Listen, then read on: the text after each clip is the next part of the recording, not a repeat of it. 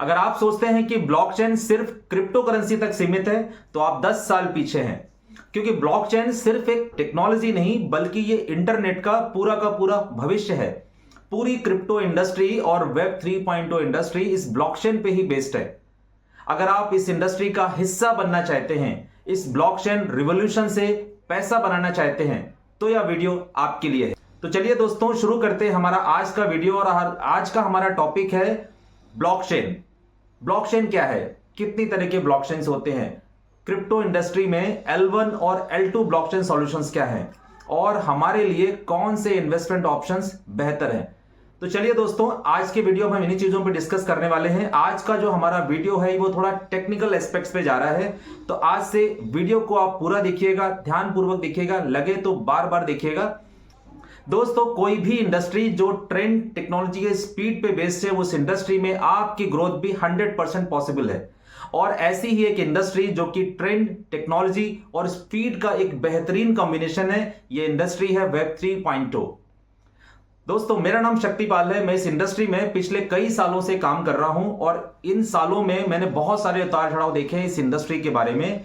और पिछले कुछ सालों से मैं भी इस इंडस्ट्री से कंसिस्टेंट वे में इनकम जनरेट कर पा रहा हूं और मैं चाहता हूं कि आप सभी लोग इस इंडस्ट्री का पार्ट बने, इस इंडस्ट्री को सीखें, समझे, जाने, ताकि आप भी अपने फाइनेंशियल गोल्स को अचीव कर पाए इस इंडस्ट्री के साथ में।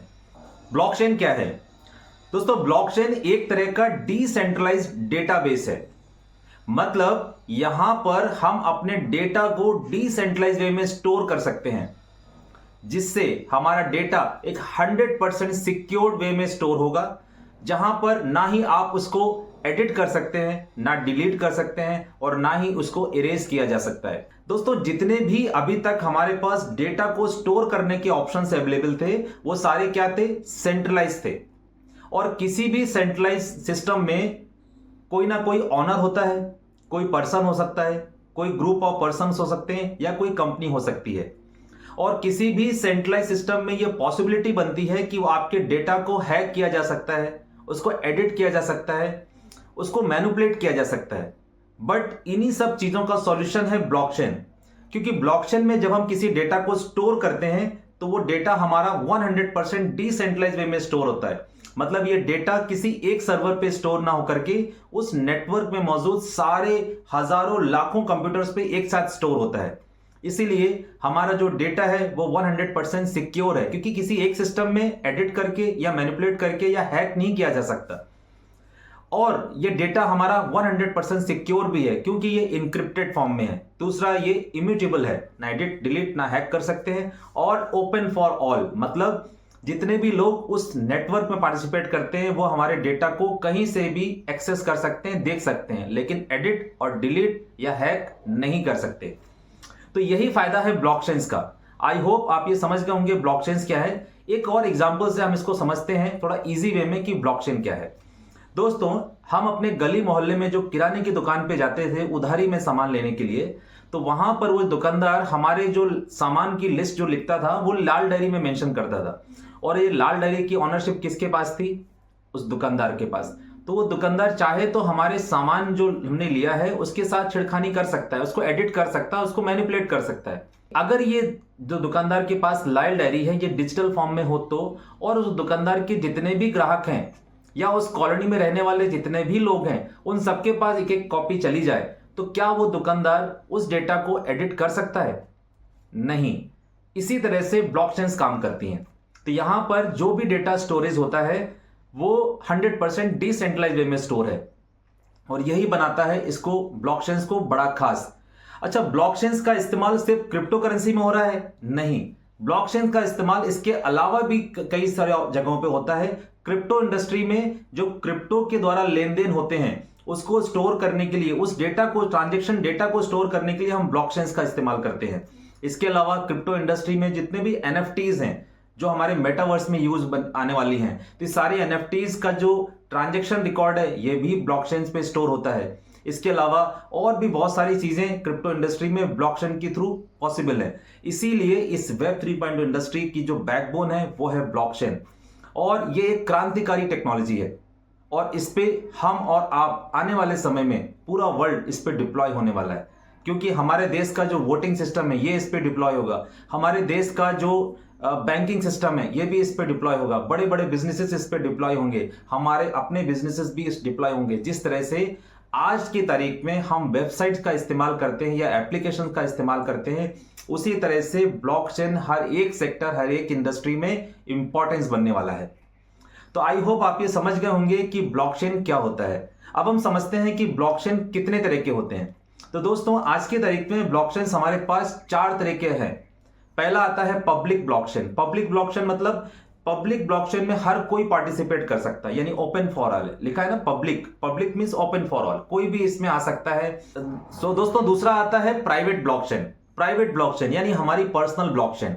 हम प्राइवेट ब्लॉकचेन का इस्तेमाल कौन करेगा? बैंक्स करेंगे, ऑर्गेनाइजेशंस करेंगे, कुछ सिंगल यूनिट ऑपरेशंस जो होते हैं ना, वो इस ब्लॉकचेन का इस्तेमाल करेंगे, जो अपने डेटा को किसी पर्टिकुलर रीजन तक, पर्टिकुलर लोगों तक ही रखना चाहते हैं, जो कि प्राइवेट रखना चाहते हैं, वो होती है आपकी प्राइवेट ब्लॉकचेन। तो प्राइवेट ब्लॉकचेन का बेहतरीन एग्जांपल है बैंक्स। जैसे बैंक्स अपने डेटा को अपने कस्टमर्स और अपने तक ही सीमित रखना चाहते हैं, तो वो हो गए आपके प्राइवेट ब्लॉकचेन्स, जहां पर डेटा आपका 100% सेफ एंड सिक्योर होगा। दोस्तों तीसरी जो ब्लॉकचेन है वो है कंसोर्टियम ब्लॉकचेन। कंसोर्टियम ब्लॉकचेन को फेडरेटेड ब्लॉकचेन भी कहा जाता है, मतलब फेडरेट हो जाती है, ये एडजस्ट हो जाती है। जैसे कोई कंपनी जो अपने सिंगल ऑपरेशंस के लिए भी उस ब्लॉकचेन का इस्तेमाल करेगी, बट कि ग्रुप ऑफ कंपनीज को ऑपरेट करने के लिए भी, उस डेटा को मैनेज करने के लिए भी उसका इस्तेमाल करेगी। जैसे रिलायंस के बहुत सारे प्रोडक्ट हैं, बहुत सारी कंपनीज हैं, तो वो अलग अलग कंपनीज के लिए प्राइवेट ब्लॉकचेन इस्तेमाल करेगी, मगर खुद कंसोर्टियम ब्लॉकचेन इस्तेमाल करेगी ताकि उन सारी कंपनीज का डेटा भी वो देख सके। दूसरा है आरबीआई। आरबीआई सारे बैंक्स को ऑन करती है, तो यहां पर जो आरबीआई है वो सारे बैंक्स का डेटा खुद देख सकती है, लेकिन वो बैंक्स आपस में उस डेटा को एक्सचेंज नहीं कर सकते। तो ऐसी ब्लॉकचेन्स जो होती हैं वो कंसोर्टियम ब्लॉकचेन्स कही जाती हैं। चौथा आता है हाइब्रिड ब्लॉकचेन्स। हाइब्रिड ब्लॉकचेन्स जिसको हम फ्यूचरिस्टिक ब्लॉकचेन्स भी कहा जाता है, क्योंकि ये blockchains as a public blockchain भी आप इसको इस्तेमाल कर सकते हैं, एज ए प्राइवेट भी कर सकते हैं और एज ए कंसोर्टियम भी कर सकते हैं। यानी ये ब्लॉकचेन्स हर तरह से हाइब्रिड है, हर तरह से एडजस्ट हो जाती है, और कहा जाता है कि यही फ्यूचरिस्टिक ब्लॉकचेन्स है। आने वाले समय में इन्हीं ब्लॉकचेन का इस्तेमाल ज्यादा होने वाला है। तो चलिए दोस्तों, उम्मीद करता हूं आपको ये समझ आ गया होगा कि ब्लॉकचेन्स कितनी तरह की होती हैं। अब हम समझते हैं कि L1 और L2 ब्लॉकचेन्स क्या होते हैं, क्योंकि क्रिप्टो इंडस्ट्री में हमें सुनने को मिलता है कि L1 ब्लॉकचेन सॉल्यूशंस क्या है और L2 ब्लॉकचेन सॉल्यूशंस क्या है। तो दोस्तों सबसे पहले समझते हैं L1 ब्लॉकचेन्स के बारे में। दोस्तों L1 ब्लॉकचेन्स को लेयर 1 ब्लॉकचेन भी कहा जाता है, यानी ये क्रिप्टो इंडस्ट्री में ये जो L1 ब्लॉकचेन्स है ये इस इंडस्ट्री की फाउंडेशन है, और कोई भी L1 ब्लॉकचेन्स पे केवल 2 चीजों पे काम किया जा सकता है। यानी बेसिकली देखा जाए तो हर एक ब्लॉकचेन्स में 3 चीजें इंपॉर्टेंट होती हैं। पहला स्केलेबिलिटी, दूसरा स्पीड, ट्रांजैक्शन स्पीड, और तीसरा है सिक्योरिटी। तो यहां पर सिक्योरिटी सबसे ज्यादा इंपॉर्टेंट है, तो L1 ब्लॉकचेन्स पे हमारे सिक्योरिटी देखना पड़ेगा, लेकिन स्केलेबिलिटी और स्पीड में कॉम्प्रोमाइज किया जाता है। किसी 2 चीजों पे हम ज्यादा फोकस कर सकते हैं, तीसरी चीज से हमें कॉम्प्रोमाइज करना ही पड़ेगा L1 ब्लॉकचेन्स में। L1 ब्लॉकचेन्स के जो एग्जांपल्स हैं वो है जैसे बिटकॉइन की ब्लॉकचेन है, इथेरियम है, ठीक है, बाइनेंस है, सोलाना है, एस्टर है, इंजेक्टिव है, अवलांचे है, पोल्काडोट है। ये सब क्या है? ये L1 ब्लॉकचेन्स है। दोस्तों L2 ब्लॉकचेन्स जो है वो L1 ब्लॉकचेन्स के सॉल्यूशन है। यानी L1 ब्लॉकचेन्स में अगर किसी में स्पीड का इशू है तो उसको सॉल्व किया है L2 ब्लॉकचेन में, किसी में सिक्योरिटी का कोई इशू है तो उसको सॉल्व किया है L2 ब्लॉकचेन्स ने।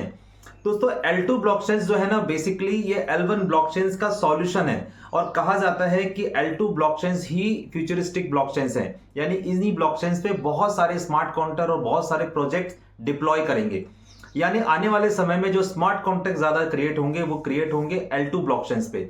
इसीलिए हम किसी भी L2 ब्लॉकचेन्स में अगर उनके क्रिप्टो एसेट्स को होल्ड करते हैं लॉन्ग टर्म माइंडसेट के साथ में, तो यहां पर हाईएस्ट पॉसिबिलिटी है कि आपको एक अच्छा रिटर्न आपके इन्वेस्टमेंट के अगेंस्ट में देखने को मिले।